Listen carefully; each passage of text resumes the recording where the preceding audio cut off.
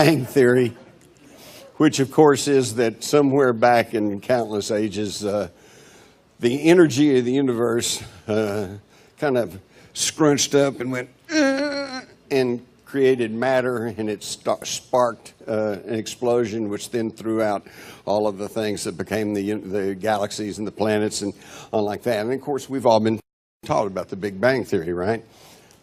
Well, even the Big Bang Theory is now being called into question. So what we think we know, we don't really know. We also know that going back into the 80s, I have mainstream newspaper clips, and here's one from just 2013 where they are discovering new worlds out there. It's really wild because all of my life, and a lot of you guys are about my age or so, and you may remember all the science fiction movies of the 50s and the 60s and the 70s, and they're talking about rocket ships and blah, blah, and going to other worlds and aliens. And do you realize it was not until the late 1990s, I think about 1999, that they finally, science confirmed that there might have been another planet out there somewhere, okay? And but now, of course, we know that there's, in the words of the late Carl Sagan, there's billions and billions of them out there, right? So, how do we know about all this stuff, and how do we know about our own solar system and how it was formed? And I would direct you to the Sumerian tablets that predate the Bible by thousands of years. And probably we can know more about the ancient Sumerians than we'll ever know about the ancient Egyptians or Greeks, because the Egyptians, the Greeks, they wrote things down on papyrus and scrolls that were destroyed in wars, burned up, degenerated, fell apart. The Sumerians would etch their writings in cuneiform onto clay tablets and then bake them. There's about 500,000 of them still in existence. So where are they? They're scattered in museums around the world, probably buried in the basement or up in the attic somewhere. And only about half of these have been translated. And then I don't have to tell you about the squabbles and the controversies that goes on over the translations. Just to make a quick point, I was reading all of Zachariah Sitchin's material for years, and I agree with those who say I'm not supporting 100% everything he says and all of his translations or all of his interpretations, but I think in general he's onto it. There's a fellow named Michael Heisman who has tried to say that no, he doesn't know what he's talking about because he never, in the Sumerian tablets, they never even mentioned the word Anunnaki. Well, I went back to the material in Oxford in England of the original translations of the Sumerian, and I found out all the way through there they're talking about the Ananu gods, Enki, Enlil, and apparently Sitchin and others have simply pluralized it and said we'll call them the Anunnaki. So to say that the guy's full of hogwash just because he used the word Anunnaki instead of the Anu gods, I think is kind of a stretch. And I think it seems to be there's an agenda there. And you're going to see this agenda all through this presentation, hidden history, things they don't want us to know about. So the ancient Sumerian tablets, what did they tell us? Well, they tell us that, by the way, as you can see here on one of their ancient steels, they had already a pretty good conception of our solar system and of the proper proportions of the planets. How in the world they knew that? Because Neptune was only discovered in 1846, and they didn't know about Pluto until 1930. And yet they've got it all down these thousands of years ago. To me, this is really strong evidence that they were doing more than stargazing.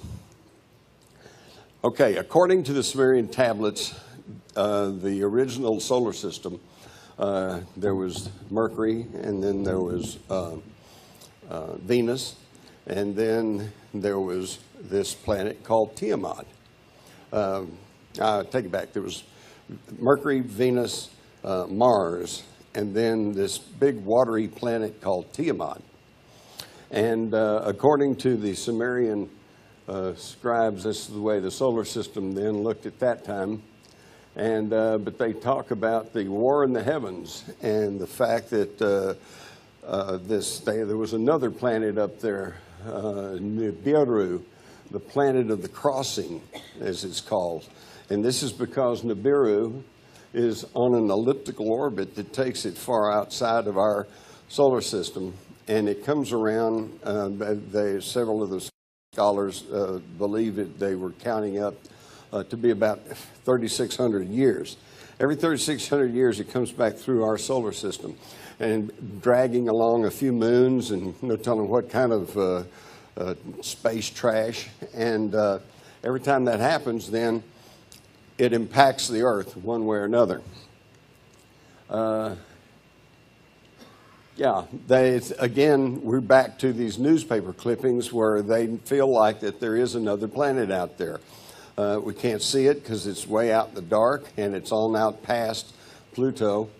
But just more and more, they say, yeah, there's something out there. And one of the ways they know this is because of the perturbations in the orbits of the outer planets.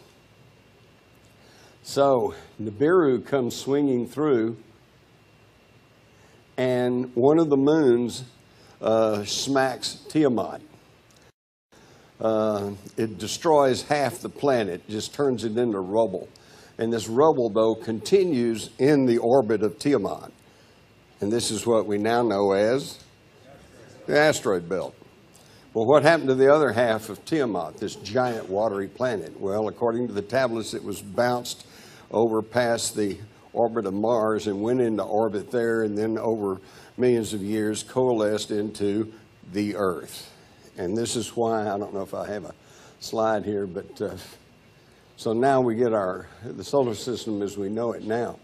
I didn't have the slide, but some of you who keep up with scientific information probably are well aware that they found all kinds of traces of Martian life in meteorites and rocks and things here on the Earth. And there's even a theory that life on Earth began because we were seeded here from Mars.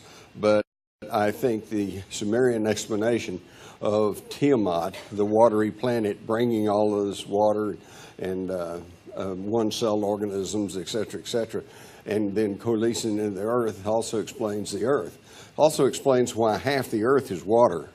You've got, when I was a kid, we were taught the moon pulled away from the Earth. But I'm getting ahead of myself. We'll talk about that too. Now, we know that we've got some strange moons in our solar system. Early on, Carl Sagan, along with some Russian scientists, were convinced that Phobos, one of the moons of Mars, was an artificial object. And as he said, a natural satellite cannot be a hollow object. So remember that, because we're going to get back to hollow object when we get to our own familiar satellite, the moon. Here is Iapetus, which really just fascinates me. This is a close-up from one of the space probes. And it's got this wall or ridge all around the thing, you know. I don't know about you, but it reminds me of Kong Island. You got King Kong on one side, everybody else on the other, but it's a very odd place. And also you notice the comparison, it looks eerily like the Death Star from Star Wars. And then when the sun's just right, it's also known as the yin-yang planet, because look, it forms the ancient symbol for yin and yang. Isn't that interesting? Now we've got our own moon, which is pretty odd. And we could spend a whole session on this, but I'm going to just try to get through it pretty easy. When one of the lunar modules was cut loose and fell back onto the moon, NASA officials announced that the moon vibrated and rang like a bell for like 8 hours or something like that, which would indicate that it's maybe hollow. And of course, when I was a kid in school, we were taught the moon's just this dead, airless world, maybe some volcanic activity, but no water, no magnetic field, nothing like that. And now we know it's quite the opposite. There is no volcanic activity, and this is really interesting because I don't think I have the slide, but I have some newspaper clippings of Armstrong and the guys that were going to land on the moon, and the day before they reported back that they had seen a bright light emanating from I think it's Aristarchus crater. And this actually made it into the mainstream news media because at that time they were saying, well, there's volcanic activity there. And of course, after we got there, we found out there is no volcanic activity. So what's making the bright light in the crater? And of course, that nobody ever answered that because we don't talk about that. Originally, the idea was, and I was taught, that the moon tore away from the Earth. And that's what created the giant hole, which is now the Pacific Ocean. But when we got to the moon, we found out that the mineral composition is nowhere near that of rocks on the Earth. So, in other words, it came from somewhere else. And let me see if we've got so now the latest theory is the big whack, and this is really interesting because now they're saying, well, somebody came through, a body came through and struck the Earth and broke up and created the moon, which sounds very similar to what the Sumerians were trying to tell us, right? And the big whack, of course, explains supposedly the anomalies on the moon. I love that word, anomalies. That's a scientific expression for WTF.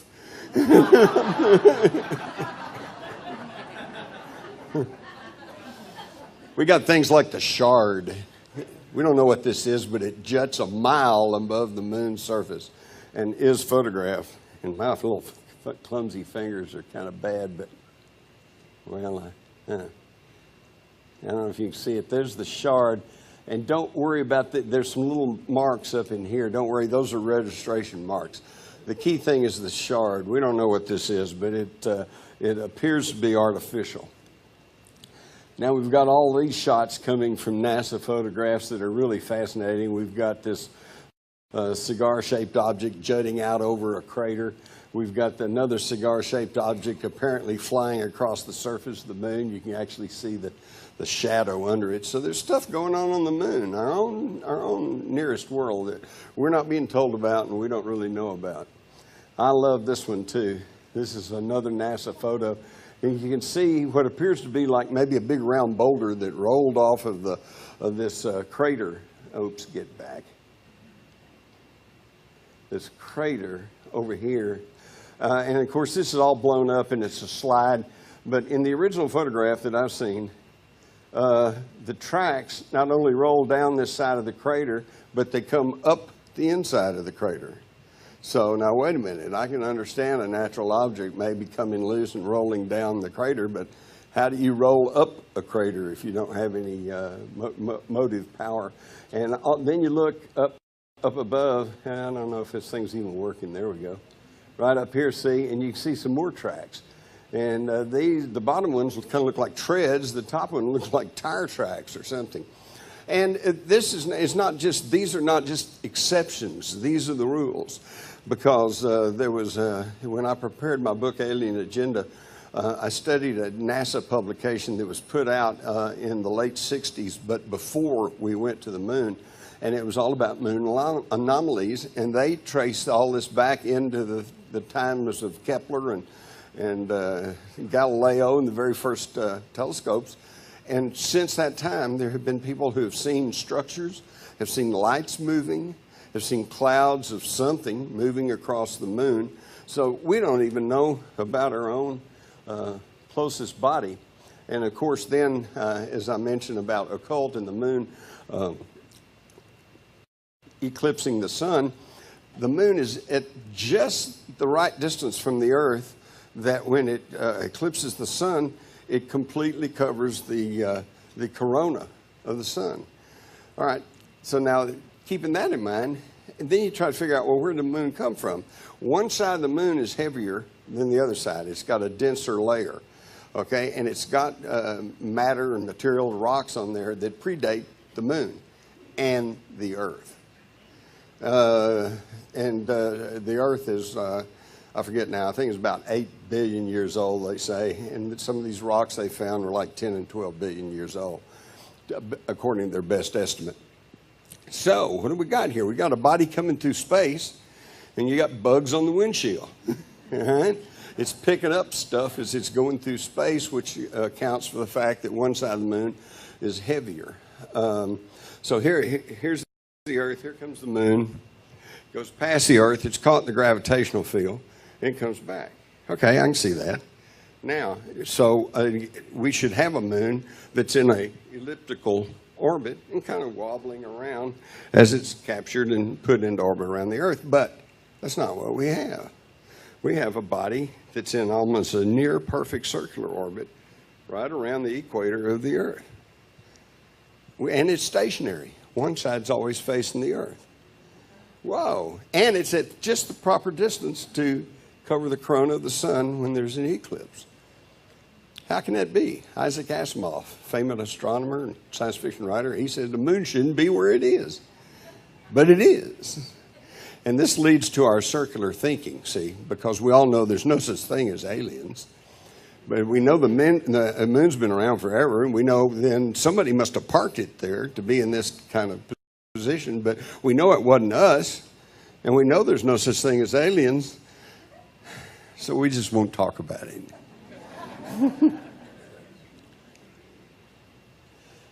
On the moon, they claim to have found pyramids.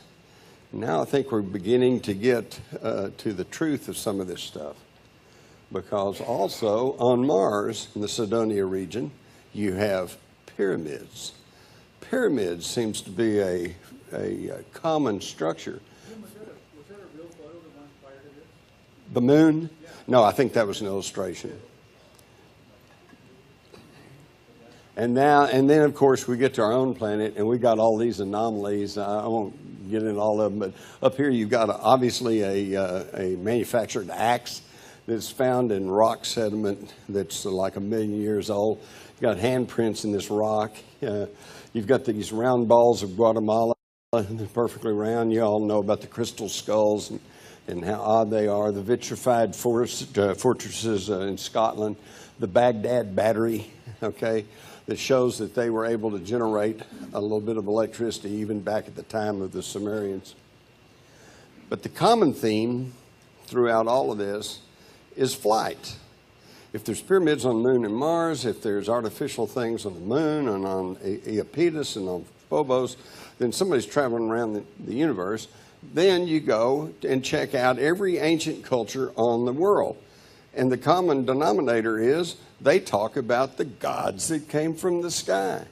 And they're flying around. Now, I think you can understand today, if somebody with a jetpack comes and lands in your front yard, you're just going to go, hey, who the hell are you? Okay? No big deal, because you know man can fly. But you got to understand, in 1906, when the Wright brothers flew, and here's a little inside story on the news media, the New York Times, who had reporters at Kitty Hawk, refused to run the story because their science editors told them man can't fly. There's no such thing as heavier than air flight. You just can't do it. And it was more than a year after the flight at Kitty Hawk that the New York Times, our newspaper of record, finally got around to telling people that it worked. And that was only after that the French invited the Wright brothers over to Europe, and they took their flying machine over there and they flew it all around. And it made the European media, and they made a big deal about it. And finally, this staid old New York Times says, well, okay. And they finally ran the story. So see, there's so much going on, and we don't get told about it. But flight all over the world, from the ancient Vedas, the flying dragons of the Chinese, the flying boats of the Egyptians, the flying shields of the Romans, and they're all talking about this. So, hey, something's going on, all right? This is not something that just started in 1947. You've got other oddities like the Antikythera mechanism, which they found on a sunken Greek galley back in the early 1900s, and they couldn't figure out what it was. It was all kind of crusted over and everything. But since then, they've cleaned it up. They looked in there. There's all these little gears and all kinds of things. It's a computer. It's an astrological computer. And then down in Colombia, you've got these little trinket things that everybody says, oh, they're made out of gold, by the way. And of course, we all know about the importance of gold. And they say, well, these are just bees or some kind of insect, and just a stylized thing, you know. But some Germans got together and built a model, and guess what? It flew just fine. It's a flying airplane, is what it is. So we've got all of this evidence lying all around the world that nobody's paying any attention to except us. And that brings us then to the question of Atlantis. And of course, Atlantis, the idea that there was this great civilization somewhere that got destroyed and predates our own history. The argument now is, where was Atlantis? And you get arguments that say it was a big island in the middle of the Atlantic. You've got ruins found off the coast of Cuba. They say, no, it's down near Bimini. Down at the bottom, you see the star. There's one theory that says Atlantis was actually Antarctica before there was a pole shift, and that the Earth tilted and it froze over, and that's where it was. And of course, you got more conventional people saying, no, it was the island of Santorini before a big volcano exploded, and no, it was the island of Cyprus. There's even one theory that said, oh, no, it was in the South China Sea. All right, and of course, then you get into the competing ancient mythological things of Atlantis and Mu and all of these places. And frankly, folks, I think we're dealing with the blind men and the elephant.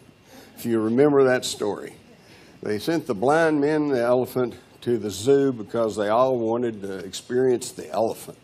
So they got there, and one of them grabbed him around the leg, and he said, oh, the elephant's like a big post. And the other one had his tail, and he said, no, it's like a rope. And the other one had his nose, and he said, no, it's like a big hose. Another one had his ear, said, no, it's like a big fan. Another one's pressing on his side and said, no, the elephant's like a wall. They were all right, but they were all wrong. It was more than all of that. And for my money, I think we are dealing with that there was a planet-wide civilization, very highly sophisticated, using technologies that we're only just now becoming aware of, much less understanding. And that what happens here is you have these scientists fighting over Atlantis, and they all have a piece of it. And unfortunately, that's all we've been left is pieces. And then it gets worse than that, because as we go on, you're going to find out these pieces are being hidden from you. They're doing everything they can to keep you from knowing about all of this prehistory, because knowledge is indeed power. You've got these giants' bones, and I've got a whole bulging file on stories from the 1800s where they were discovering huge giant bones. And when I say giant, some of them are kind of normal giant, and some of them are really giant. And of course, you can find pictures like this on the internet, and of course, the naysayers will tell you, well, they're all phony. They're all just doctored photographs. And I'm sure that some of them probably are, but not all of them. we see you got David and Goliath, so you got ancient stories of giants. You got this tall cowboy guy, whoever he is, from that probably looks like the 20s or 30s. And then you got these modern people. And so, hey, giants are not that big a deal. They're here. But, of course, we're talking about really immense people. And, again, you've got all these stories dating all the way back about giants that are found. And so what happens to them? Well, it seems like that invariably the Smithsonian Institution shows up and collects it all up, and then it just kind of like disappears into a black hole.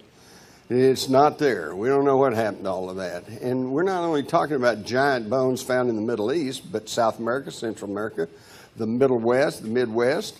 There are Indian mounds found, and there were apparently giant people here living in North America. And again, you've got some of these pictures, and some of them are kind of questionable, like the guys with the skull. But then you've got the fella up here showing this bone that he's found, and I think that one's probably legitimate.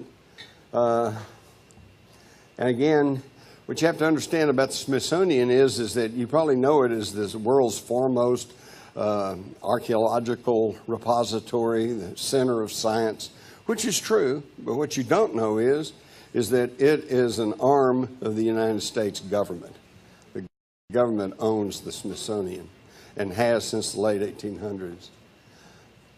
In the Phoenix Gazette of 1909, it gave a very detailed story of Egyptian artifacts found in the north end of the Grand Canyon.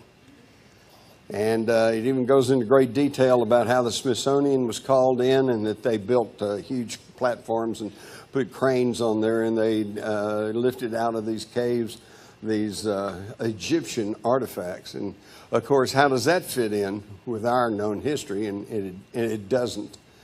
Okay, but then again, now you go to the Smithsonian and say, well, what about all those finds in 1909? And they say, what finds? We don't know anything about that. That never happened. And yet, even today, you go to the north end of the Grand Canyon, you're going to find out there's pretty good sections up there that are now barred to visitors. You're not supposed to go in there. They say, oh, well, danger of cave-in, or, you know, maybe the river's a little too wild. So you can't go there, and yet they've got names like the Tower of Set, the Tower of Ra, the Horus Temple, the Osiris Temple, and the Isis Temple. That's, whoa, where did these names come from if there was nothing to this story about Egyptian artifacts in the Grand Canyon? I was pretty fascinated to find out about the Osirian. How many of y'all are aware of the Osirian? Not very many? Okay. Well, I wasn't either, so don't feel bad. I don't know if you can see this, but this stupid little thing's not really working. Up here at the top, way up here, that is Seti's temple at Abydos in Egypt. Okay, so I went to Seti's temple. I was real interested in that and seeing what they had going there. And one of the attendants said, well, have you seen the Osirian? I said, whoa, what's that? Well, out behind Seti's temple and buried way down is the Osirian, which is this series of finely cut stone blocks, intricately laid upon each other. It's another one of these cases where they are so finely cut that they just fit right together so closely that you really can't even put a piece of paper in there between them. And as far as I could tell, there was no mortar. Yes, sir. May I make a comment? Mm-hmm. I was there a few years ago. My guide, Bob, took me to the temples above, and I said, I want to see the Osirian. He said, what's that? This is a guy who's trained in Egypt to be a guide. Right. I said, it's just down there. He said, we don't want to go there. Let's go on. I said, no, I want to see this. We walked down there. He was amazed.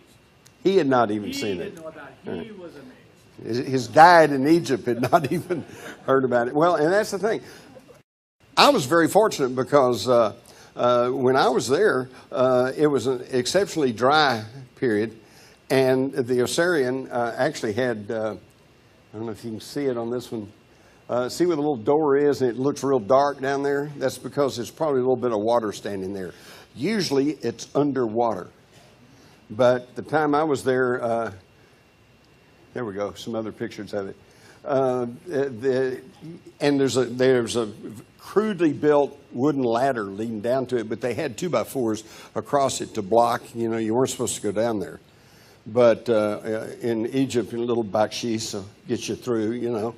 And the guy actually pulled the 2x4s off so we could go down there and look around.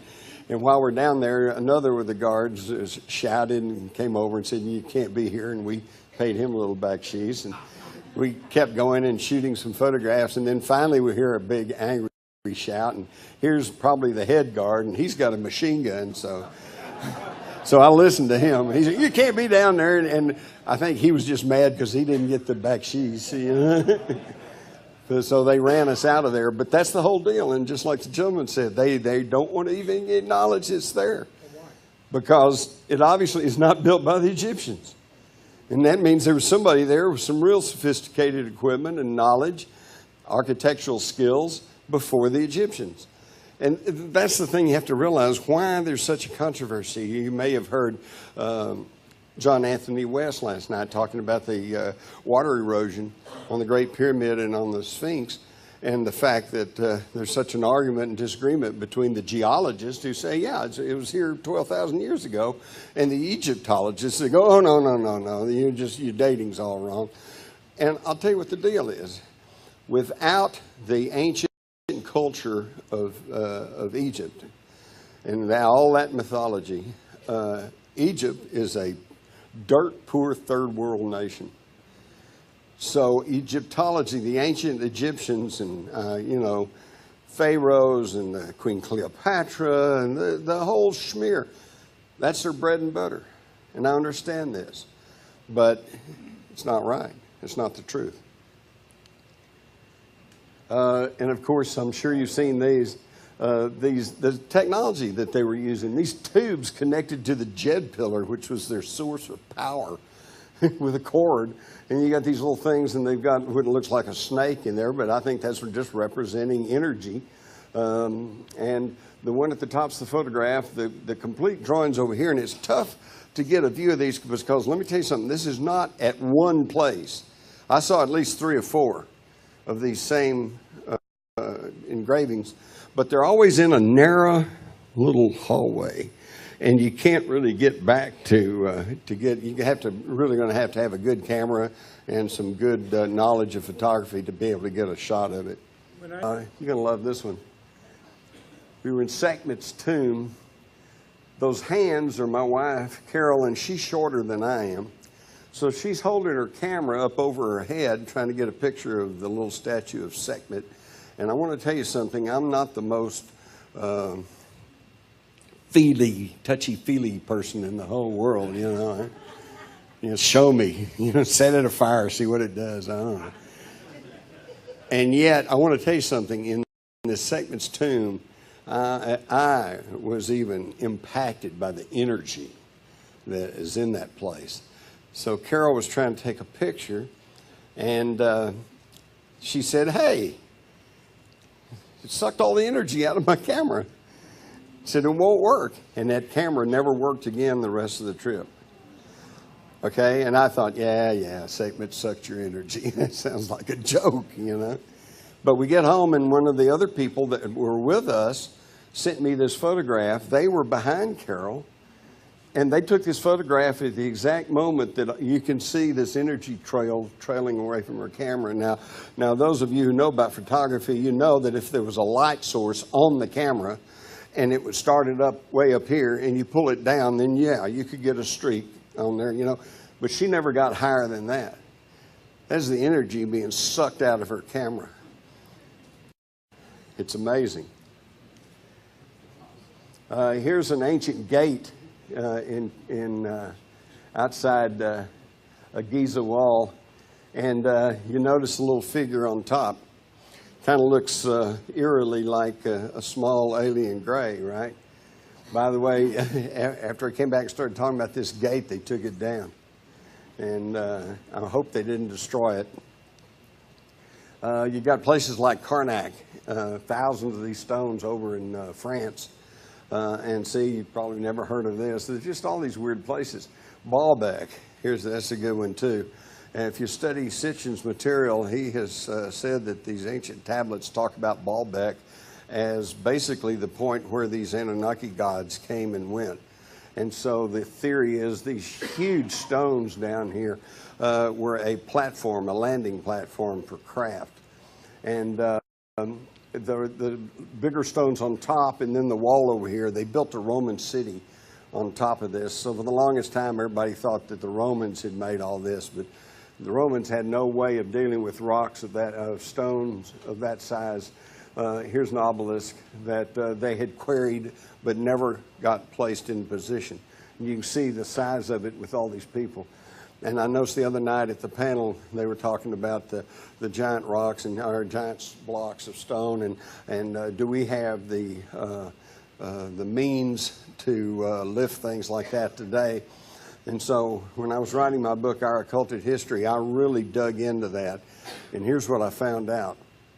There are perhaps today 2 cranes in the world. I think one of them's in Britain and another one's in Europe, that might be capable of lifting 100 tons rocks or whatever. But here's the clincher. Neither one of them are mobile. They can lift things, but they can't move them anywhere. And these stones at Baalbek, and just like Stonehenge and just like other places, they were quarried miles away. So lifting them's one thing. You can always argue that you roll them up on rollers and, keep running around with logs and get 2,000 people pushing on it and maybe moving around somewhere, but can you lift it? And even if you can lift it, can you move it somewhere? So we're right back where we started from, mysteries. Now, some of you know about Ed Lichtenstein's the Coral Castle in Florida. Y'all know about that? Okay, well, you ought to look into that. That's a fascinating thing. This he was an old guy, and he, by himself, built this huge exhibit out of these huge stones that he would carve out and then place in these various positions. And nobody ever could tell how he did that. And the closest thing we have is that some kids were playing nearby at one time when a truck came and delivered some of these giant stones. And Ed told the drivers and said, go get some lunch and come back after lunch. And they did, and while they were gone, the kids said they saw him and he had what looked like ice cream cones in his hand, little conical objects, And when the guys came back after lunch, all this stuff was out of the truck and up, And the only clue we have as to what old Ed was up to is that he did say one time that he knew the secrets of the ancient Egyptians. And so then you get things like the Coral Castle. And then I was also flabbergasted to learn about the giant heads on Easter Island. Okay, and we've all know about those, and they also already have caused so much controversy and so much wonderment because, those huge heads, and you have a primitive people there whose, I guess their basic tools were deer antlers or stones or something, a stick, and they've carved these giant heads and placed them in there. But then I found out that there's bodies under there. It's not just the heads. You got a huge body down there that's sometimes 2 and 3 times bigger, longer than the head.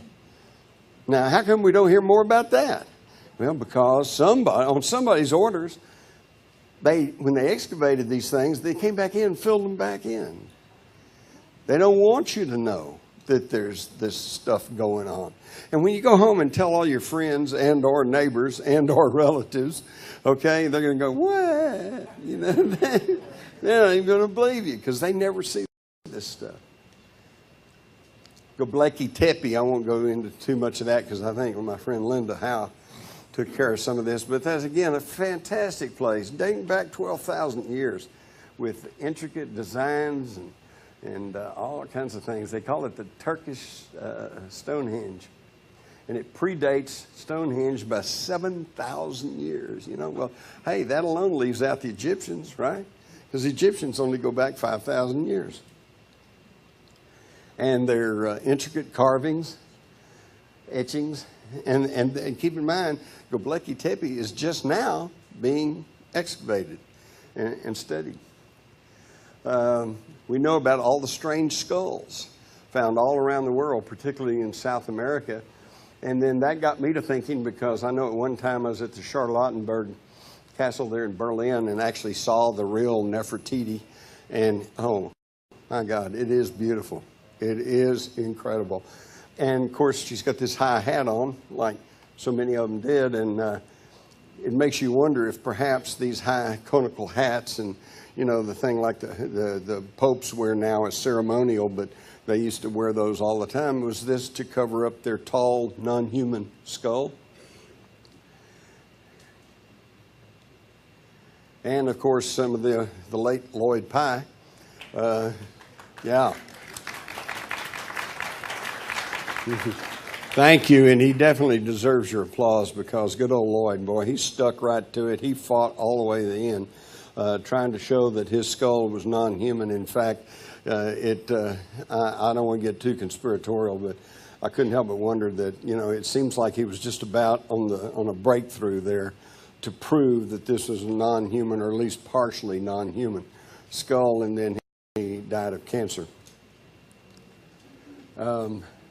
So it definitely raises the issue of, did we come from somewhere else? And again, not only is there evidence all around the world of flying machines and people flying through the air, but you've got all these carvings and drawings and everything else that just, quite frankly, do not appear to be human. And being a kind of a cartoonist artist, I mean, I can understand taking liberties with the human figure and making cartoony type things, but generally you try to stick with what you know, and these things are just pretty unusual. So this shows that there has been visitation. There's been beings here on this planet. And of course, we all remember 2001 Space Odyssey, and how that, so the concept, actually, the idea that mankind has been pulled up by his bootstraps and kicked along is actually not very new. We've kind of figured this out for a long time. We just didn't know the who's, whys, and wherefores, and I think we're getting that with the Sumerian tablets. Even show them in cartoons now, you know. Say, boy, they're going to get a kick out of this. And, you know, I have thought about that. Have you thought about this? You know, 1,000 years from now, you got somebody digging around here, and they find a Coke bottle. What's this? Obviously, some kind of ancient artifact alluding to the feminine goddess. We don't know what we don't know. So the story in the Sumerian tablets seems to be more and more true, and basically, again, we find that they say that 432,000 years ago, and that's being kind of particular. I'm not sure I'd put that fine a date on it. It could be anywhere from 300,000 to 500,000. But something happened, and somebody came here, and things started happening. And they even tell you how that they created this worker race. They took the seed of an Anunnaki male, and they impregnated the egg of an Anunnaki female, and then she carried it to term, and then they, by cesarean section, they delivered what they call the Adama, the Adam, the first human, the earth man. And I think that it's pretty obvious that there's been intervention somehow or another. But the thing I want to stress on you, and I want you to stress on your friends and our relatives, is that nobody's saying that that aliens created us. They didn't create us. Okay, they simply improved the breed, just like we do with horses and sheep, and cows, and dogs, and cats. Okay, except instead of breeding like we do with animals, or have up till recently, they actually went in and manipulated the DNA and created their Adama, their Adam, their worker race. And interestingly enough, according to those tablets, they had the same ethical arguments that we're having. And some of them were saying, well, it's not right for us to, we're not God. We can't play God. We can't create anything. It's not up to us to create life. And their science officer, Inky, he argued, well, we're not creating anything. We're just improving the breed. And we need these workers to do all the drudge work. And we need to cut down on the work shortages and strikes and stuff, because all these Anunnaki, they said, hey, we signed up to be astronauts. We didn't sign up to be gold miners and digging in the dirt. So that argument finally won out, and they said, okay, we're going to create this race. And so by tweaking the DNA, they came up with modern man. And then you all heard Michael Tellinger talk about these circles in Africa. Here's some of them that I'll show you, so we'll kind of zip on through this. I even believe, I really do, I'm beginning to really agree with Tellinger that they probably have discovered Inky's African laboratory. They're at this place they call Adam's Calendar. because it matches the descriptions that we find in the ancient Sumerian tablets, and it clearly said that his laboratory was in the Abzug, which has been translated to be Africa. This is really fascinating to me. They're in the most of them are in the exact configuration of a magnetron, which is what you use to generate energy. And I was really fascinated that when they went 600 feet down, they found the average temperature outside the circles was 42 degrees Fahrenheit, but inside the circles it went up to 136 degrees. So these circles somehow, just by their geometric configuration, are generating energy and power. And we need to figure this out so we can stop burning fossil fuel and killing ourselves with nuclear energy. The Great Pyramid, this Dr. Michael Barth from Drexel University, he says that that the Great Pyramid is not even made out of limestone. It just appears to be limestone, but it's actually a poured geopolymer concrete. Now, this brings up a whole new theory about creation of these pyramids, because the big argument is, how could these Egyptians drag all these huge stones through the desert, and how could they pile them up and make them into such perfect pyramids? Well, maybe they didn't. Maybe they just built forms and poured it. That could explain this. It also could explain why that some of these, I think last night they were talking about a pyramid that they found buried, and that they didn't know what it was made out of. Maybe it was made out of this polymer. But again, we find that the common denominator are these pyramids all around the world. Mexico, China. This photograph down here was taken about the time of World War II by pilots flying over China. Today, they got trees planted on it, and they're trying to act like, no, that's just a hill. And of course, we know about the crop circles, and some of them get really weird, like this one right here at Showbolton, which seemed to be a response to, on the right, we have a binary code message that was sent from Puerto Rico in 1974, and without trying to get into too much detail, it gave a DNA breakdown. It shows down here, you see a figure of a human that says we kind of look like this. Right below that, you see the little kind of brownish objects. That represents the solar system with the big sun, and then Mercury, Mars, and then you can see the one lifted up above. That represents we're here. We're on the third planet from the sun. We're from the Earth. So in 2001, we get this, looks like a copy of this Puerto Rico message back, except it's a little bit different. It's got different DNA sequence. I don't know why this thing's not working. And then where you see the human, you see something with a great big head and a little bitty body. It kind of looks like a deal. And then over here you see their solar system, and they're on the 4th, 5th, 6th planet, 7th planet. They really spread out over there. And apparently they are trying to send us a message. And of course, this hit and went away. Unless you know about it, unless you're a pack rat like me and keep files, you just forget about it or don't ever know about it. And then they send us this face that is done in the crop. And it looks fairly human. I don't know. Nobody's certain on whether they're trying to say we look like this or, hey, this is what you look like. You know. But they also like this one. That was this was 2002. Again, you have a very alien-looking face with a binary code message. And the message says, beware the bearers of false gifts and their broken promises, much pain but still time. Believe there's good out there. We oppose deception, conduit closing, whatever that enigmatic message means. You can make what you want to out of that, but here we are, folks. There's people, they're here, they've been here all along, they're still here, and this is what we're dealing with. So this really, I think, pretty much answers the question, did our ancestors come from space? Yes, because we see evidence that they were not only on the Earth, but in our whole solar system. Well, now the question is, well, did they all leave at some point? or some, at least some of them still here? How do we answer that?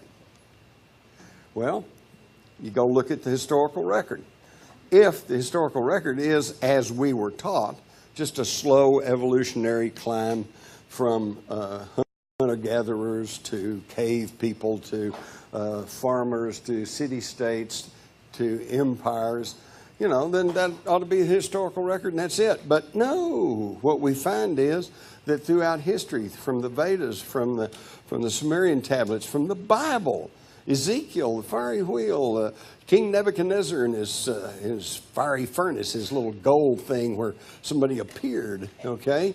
We've got evidence of alien manipulation and presence here all throughout our written history.